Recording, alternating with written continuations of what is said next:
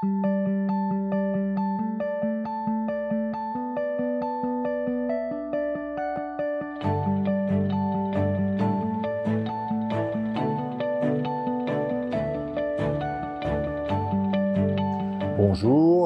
je suis Jérôme Guiton, professeur des universités à la faculté de pharmacie de Lyon, en spécialité toxicologie, et je suis responsable du laboratoire de pharmacotoxicologie des Hospices civils de Lyon.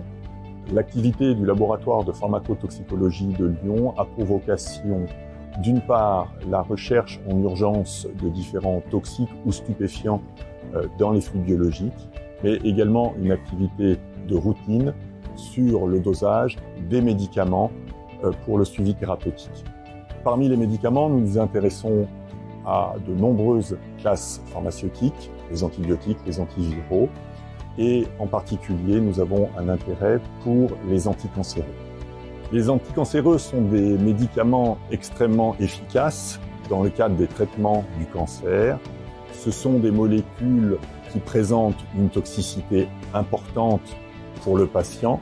Elles sont indispensables pour la rémission des cancers. Ces molécules sont également manipulées par le personnel médical et non médical, et la dangerosité de ces molécules doit être prise en compte pour protéger le personnel.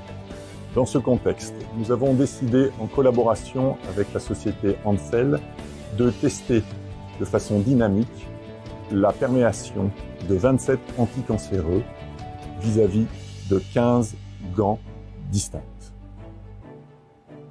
Les normes sont statiques, la réalité est dynamique. Avons-nous décidé de réaliser ces tests à l'aide d'un système de perméation dynamique, et ce, de manière à mimer au plus juste l'activité quotidienne des personnels médicaux et non médicaux vis-à-vis des molécules anticancéreuses.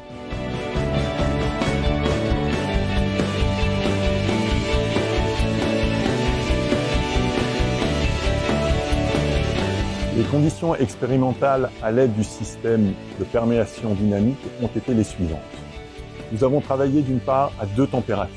D'une part 37 degrés pour mimer la température corporelle, et d'autre part pour certains anticancéreux à 43 degrés, puisque ces composés-là sont utilisés dans le cadre de CHIP, c'est-à-dire de chimiothérapie hyperthermique intrapéritonéale. L'ensemble des 27 molécules testées l'ont été à la concentration maximale.